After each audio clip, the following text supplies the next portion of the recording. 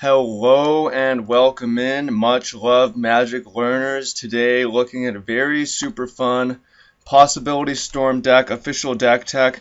Just made a video about sideboarding in general featuring this deck.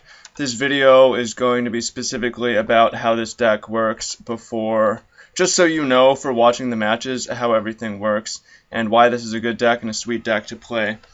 It's actually very competitive, and there's reasons to play this over other blue-red combo decks, which we'll get into, but first let's explain how it works.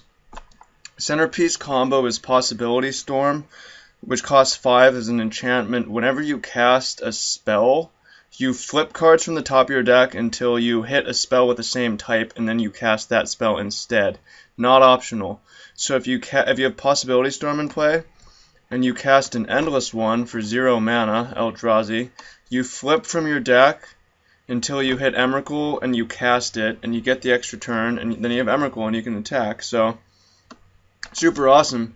And to start, the main advantage of a deck over something like Splinter Twin, is that this deck is totally immune to creature removal. It doesn't care about Lightning Bolts, it doesn't care about Dismember, it does not care about Combust. None of those things affect our combo, so we have a deck. Also, Abrupt Decay does nothing against us. Inquisition of Kozilek can be okay, but in general, we have a pretty resilient combo and a deck that lines up well against what other people are doing. So that's the basic. So for consistency, we have Teleria West, which for 3 mana finds Endless One. So we have 5 of these, and we have Possibility Storm. If we already have an Endless One, we can go grab Pact of Negation to protect on the turn we combo off. Or, if our Endless One gets destroyed or exiled or discarded, we can shuffle it into our deck with Izzet Charm, discarding an Emrakul. Or, worst case scenario, we can go get Zoetic Cavern and cast this as a land. By the way, this is glitched online, but it works in paper. Cast Zoetic Cavern, and then you flip till you hit an Emrakul and you cast it.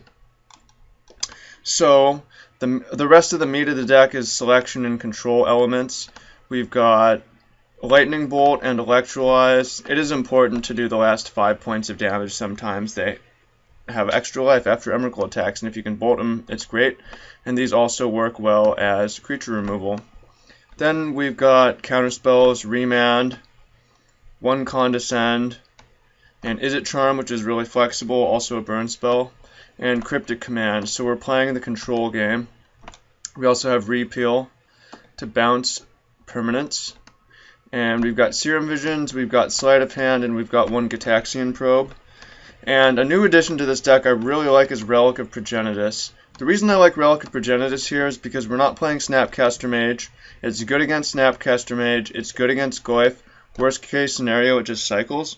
So it is real flexible card, generally good in most matchups, and if not, you can just cycle through it. And that's why Endless One is such a great printing for this deck over Memnite, because Memnite's an artifact and you can't play artifacts with it, or else you flip into it off of Possibility Storm. But now we can play Relic, we can play Engineered Explosives, which I don't own online, or I would play. We can play Chalice in the sideboard to search with Teleria West, or we can play Vidalcan Shackles. Also, off of Teleria West, we have some lands. Izzet Boilerworks I really like. I haven't seen other people playing this. This is actually really good against Tectonic Edge. You'd think it's not good against Tectonic Edge, but if you have a Boilerworks, a Steam Vents, and an Island, that's only 3 lands, and that's 4 mana, and they cannot Tech Edge you. And then your 5th land, cast Possibility Storm, and they can Tech Edge you at that point, but it's too late. So I'm a big fan of Boilerworks for that reason. Especially this deck doesn't have a ton of 2-for-1s and is trying to get to 5 mana, so Boilerworks really helps. Got Dreadship Reef, just 1 in the main, and there's supposed to be 1 in the sideboard. Dreadship Reef, although I would play a second one over whatever. Zoetic Cavern online. You can play Molten Slag Heap works too, but I like Dreadship Reef for casting Cryptic Commands. These charge up and they're really good in the blue mirrors for eventually getting enough to either cast Emrakul or simply Possibility Storm with counter backup. Also, we have Desolate Lighthouse as a way to filter through our deck, and then Steam Vents, Scalding Tarn, Pool to Delta. Worth noting that we have a sideboard that is, because with all these fetch lands and the basics, we have a sideboard that's well suited to play Blood Moon. So let's take a look at the sideboard. Got another one of these, charge counters, Dispel and Giga Drowse to fight the control decks, Ancient Grudge. I really like Pyroclasm, it's just really versatile.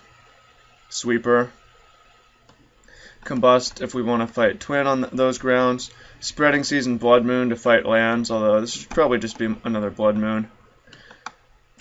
And Threads and Shackles as ways to really fight against Jund, take Tarmogoyfs. You notice we're immune to Abrupt Decay in the main deck, so we can expect opponents to bring that out, and we can steal their stuff.